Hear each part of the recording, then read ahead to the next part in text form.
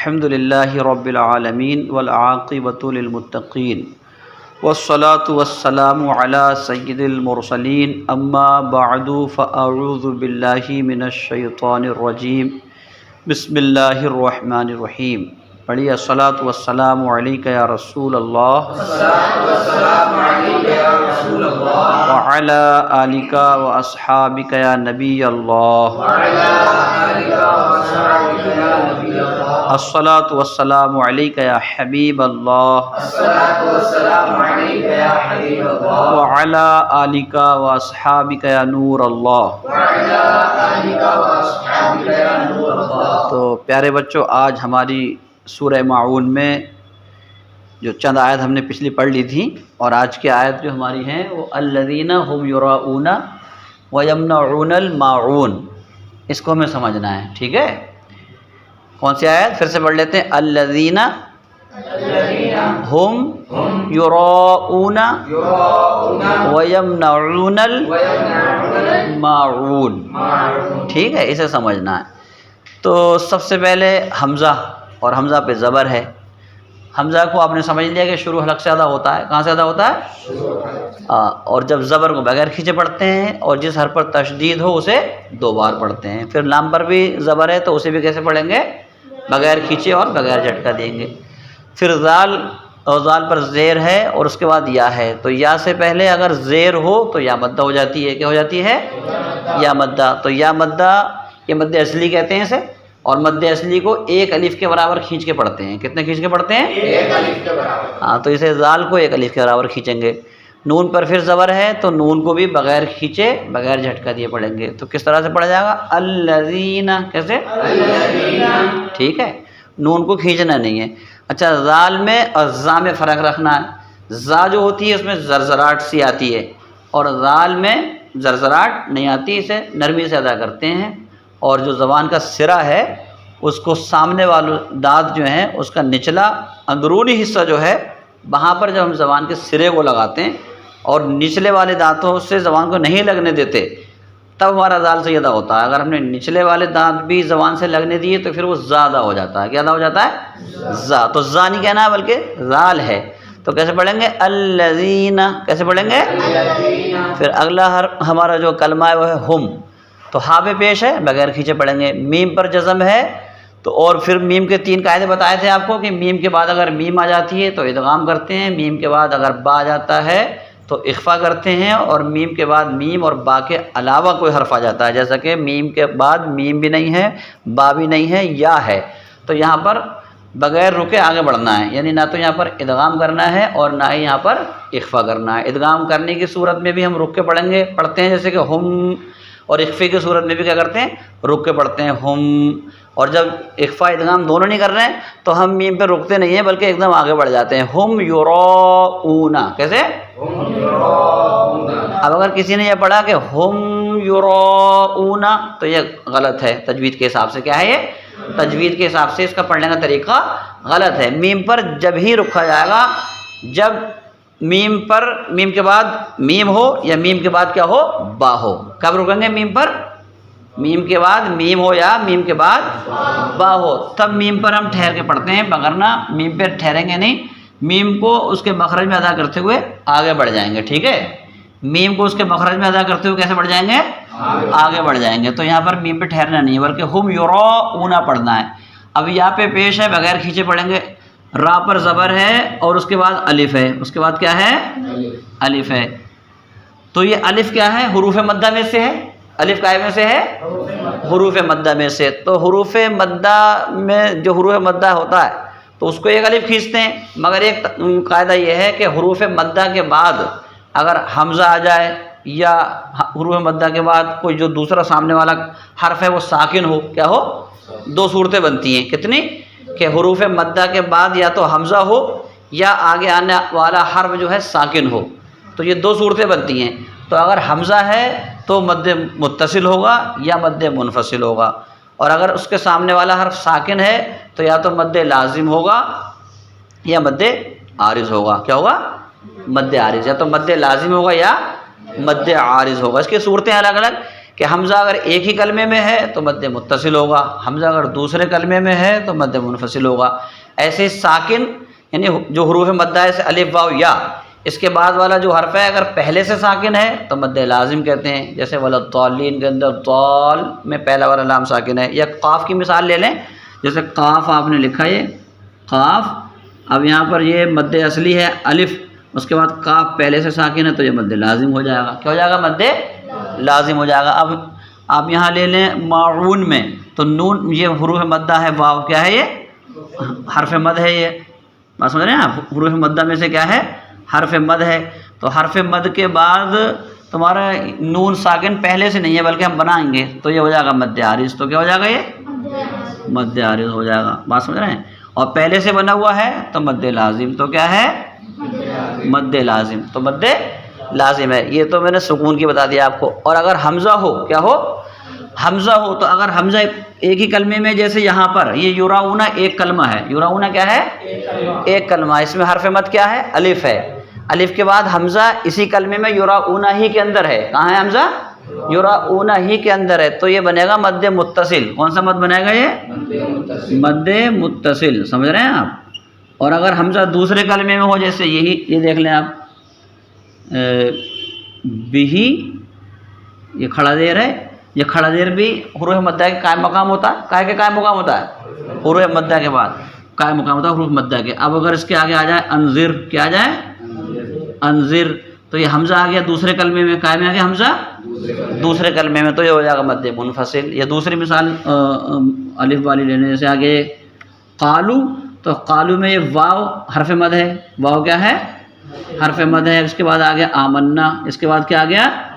آمنا، تو یہاں پھر آمنا پر جو الف جو ہے یہ حمزہ ہے۔ کیا ہے؟ یہ حمزہ ہے، حمزہ بشکل الف ہے۔ تو یہ پھر حرف مد کے بعد حمزہ آ گیا، تو یہاں پر بھی یہ کیا ہو گیا؟ مد ہوگا، مد بن جائے گا۔ کون سا مد بنے گا؟ مد منفصل۔ کون سا مد بنے گا؟ مد منفصل۔ ٹھیک ہے؟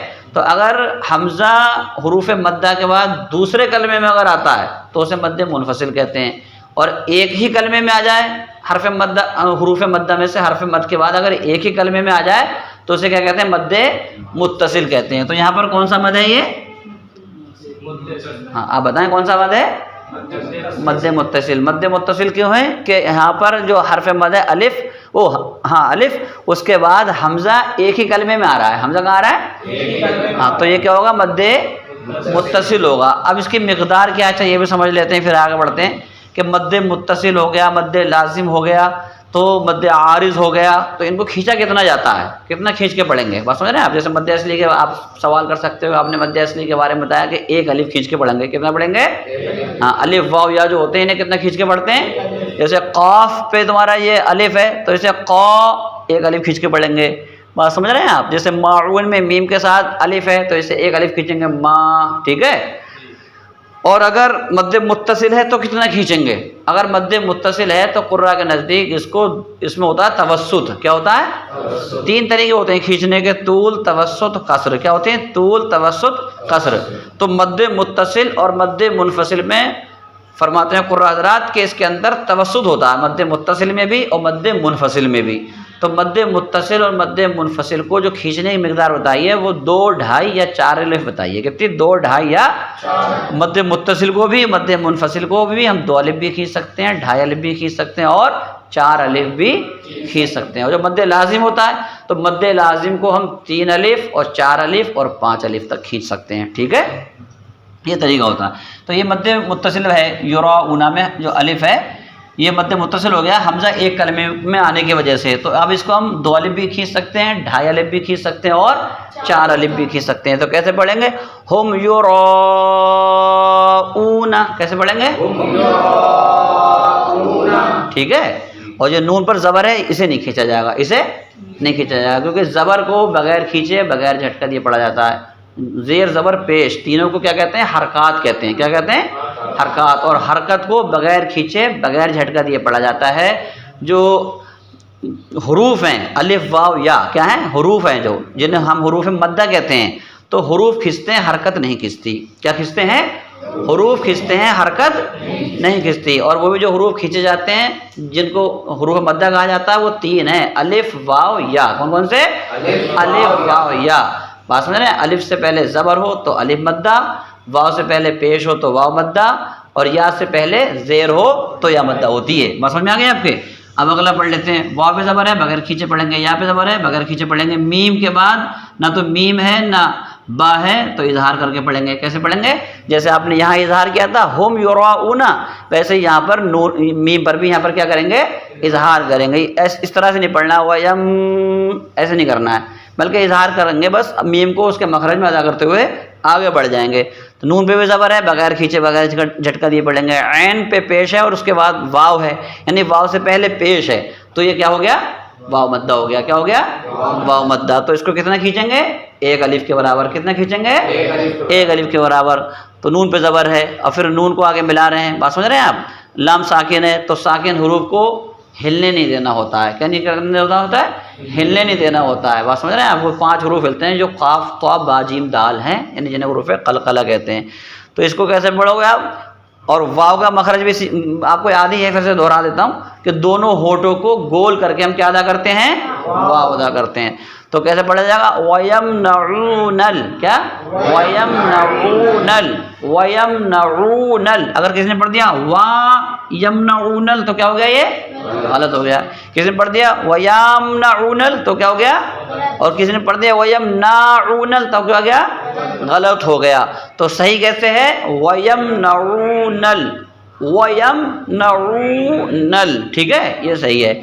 پھر میم کے بعد میم پہ زبر ہے، اس کے بعد الف ہے تو یہ بھی حروف مدہ میں سے الف مدہ، اسے بھی ایک الف کھینچیں گے۔ عین کے بعد واو ہے، یہ بھی حروف مدہ میں سے واو مدہ ہے، اسے بھی ایک الف کھینچیں گے، ٹھیک ہے۔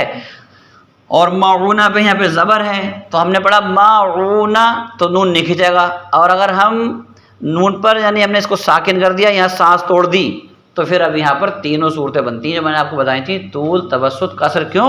اس لیے کہ یہ پہلے تو تھا صرف واو، جو پہلے تھا مد اصلی، اب یہاں پر جب ہم نے نون کو ساکن کر دیا تو یہ واو ہو گیا مد عارض۔ کیا ہو گیا؟ ہاں، سکون عارض ہونے کی وجہ سے مد عارض ہو گیا کہ ہم نے عارضی طور پر سکون بنا لیا، کیونکہ مد کے 2 سبب بتائے نا میں نے آپ کو۔ مد کے کتنے سبب بتائے؟ 2۔ پہلا سبب حمزہ اور دوسرا سبب سکون۔ پہلا سبب کیا ہے؟ حمزہ اور دوسرا سبب سکون۔ ہاں، یہ مد کے سبب ہیں۔ جو الف واو یا ہیں وہ تو حروف مدہ ہیں، وہ کیا ہیں؟ حروف مدہ۔ اس کے بعد ہوتا ہے مد، اس کے بعد کیا ہوتا ہے؟ مد۔ اگر تمہارا جو ہے حمزہ آ جاتا ہے تو مد متصل یا مد منفصل، اگر ساکن آ جاتا ہے تو مد لازم یا مد عارض یا مد لین لازم یا مد لین عارض۔ بات سمجھ رہے ہیں؟ تو اس طرح سے ہے۔ تو اگر ہم نے یہاں پر زبر کو گرا دیا اور ساکن کر دیا تو یہ ہو جائے گا ہمارا مد عارض۔ کیا ہو جائے گا؟ اور مد عارض ہونے کی صورت میں ہم اس میں طول، توسط، قصر تینوں طرح سے پڑھ سکتے ہیں۔ تو ہم کیسے پڑھیں گے؟ وَيَمْنَعُونَ الْمَاعُونَ۔ ٹھیک ہے، مخارج زیادہ تر حروف کا آپ کو یاد ہو ہی گئے، اس لیے میں نے آج مخارج کم بتائے اور آپ کا جو ہے قواعد کو بتاتے ہوئے آپ کو سبق پڑھا دیا آج، ٹھیک ہے۔ ایک بار پھر سے پڑھ لیتے ہیں۔ الذین ہم یراؤون وَيَمْنَعُونَ الْمَاعُونَ۔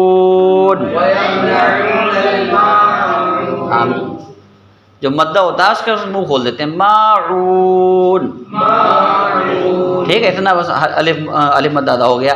آپ نے کہہ دیا ما تو یہ غلط ہو جائے گا، تو پھر مد ہو جائے گا۔ بات سمجھ رہے ہیں آپ؟ یہاں پر ہے صرف حرف مد، بات سمجھ رہے ہیں؟ مد اصلی ہے، صرف ایک الف کھینچیں گے۔ کتنا کھینچیں گے؟ کیسے پڑھیں گے؟ ماعون، ٹھیک ہے، یہ آپ کا ہو گیا۔ اس کو آپ غور کریں، توجہ دیں، توجہ دیں گے تبھی آپ سیکھ پائیں گے، اور سیکھے ہوئے کو اگر آپ نے دوسرے کو سکھا دیا سبحان اللہ، تب آپ کو اور پکا ہو جائے گا، کیونکہ علم جو ہے بانٹنے سے بڑھتا ہے۔